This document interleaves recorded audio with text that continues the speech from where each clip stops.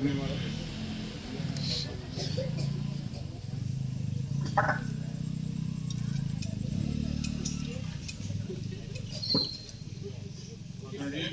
सर्वत्र उपस्थित रहने वाले परम पूज्य अग्रेसर बाबू दिनेश सिंह विश्वविद्यालय के कुलाधिपति दिनेश सिंह जी, कुलपति महोदय और दैनिक भास्कर प्रभात खबर के ब्यूरो चीफ जी, सामने में उपस्थित सभी गणमान्य नागरिकगण, रेला सभा के सभी धर्म बंधुगण, देखिए आज इस परिसर में, जैसा कि मैंने कल कहा, बाबू दिनेश सिंह जी कह रहे थे कि गुरुकुल परंपरा होती थी। गुरुकुल परंपरा में इसी तरह से व्यवस्था रहता था, पेड़ पौधा हरियाली और बच्चों के रहने की व्यवस्था, घूमने का, योगा करने का, वॉकिंग करने का, सब तरह के और अन्य भी एक्टिविटी बच्चे कर सकें जिसमें उनकी रुचि हो। उसी के प्रांगण को देख करके मैंने इनसे कहा था कि आपने ऐसा इसका विशाल रूप बनाया है और इसके पीछे संत महात्मा महापुरुषगण का आशीर्वाद है। यह बड़ी खुशी की बात है। और स्वयं भैया जी ने उनके गेट के पास श्री गणेश जी का मूर्ति का स्थापना भी किया है और गणेश जी को कहा जाता है कि सभी तरह के विघ्नों को हरने वाले और आशीर्वाद उनका लेकर के ही मनुष्य किसी भी अच्छे धार्मिक या सामाजिक कार्यक्रमों को आगे बढ़ाते हैं।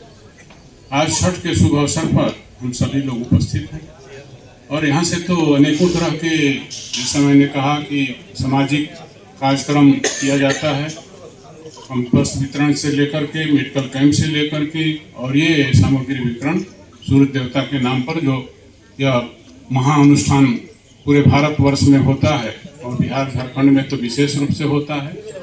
इसमें सामग्री का वितरण, पूजन सामग्री का वितरण किया जाता है। जो श्रद्धालु इस अनुष्ठान को करना चाहते हैं लेकिन उनके पास सामग्री की व्यवस्था नहीं हो पाती है, ऐसे लोगों के लिए यह व्यवस्था कराना बहुत ही परोपकार का कार्य होता है।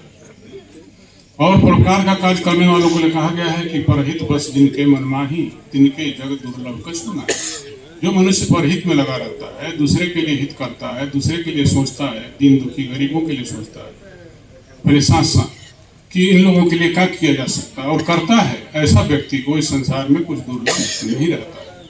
तो ऐसे अवसर पर इस तरह के कार्यक्रमों में सम्मिलित होकर हम लोगों को भी प्रसन्नता होती है कि समाज में ऐसे लोग हैं जो दूसरे के लिए सोचते हैं। संत महात्मा तो यही सिखाते आ रहे हैं, भाई हम दूसरे को परोपकार करोगे, कार्य करोगे तो उनका तो हित होगा।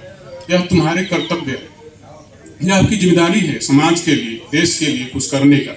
और समाज और देश के लिए सोचना है तो आप उन्हें सोचना होगा जो दीन दुखी गरीब है, क्योंकि उनको भी आगे बढ़ाया जा सके, तभी हम देश की प्रगति के पथ पर आगे ले जा सकते हैं।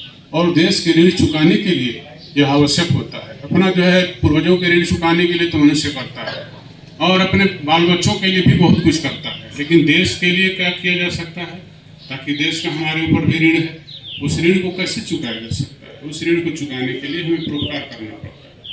और परोपकार का मतलब क्या होता है? हम देखिए सेवा करते हैं। सेवा मनुष्य अपने माता पिता की भी करता है, अपने जो है रिश्तेदारों की भी करता है, परिचितों की करता है, लेकिन उन लोगों की सेवा जिसे हम जानते नहीं हैं वह सेवा जोग हो जाता है, वह निस्वार्थ होता है। यह जो कार्यक्रम कर रहे हैं या सामग्री वितरण कर रहे हैं यह निस्वार्थ है। इनको इन लोगों से कुछ आशा नहीं है, कौन लोग आएंगे सामग्री लेके जाएंगे, कल दिन हमारे दुख में आके मदद करेंगे, नहीं करेंगे। जिनसे आप आशा के साथ काम करते हैं, जिनका आशा के साथ जो सेवा करते हैं वह सेवा जोग नहीं बन पाता, वह आपका कर्तव्य बन जाता है। लेकिन जिनसे आपकी किसी तरह की आशा नहीं है उन लोगों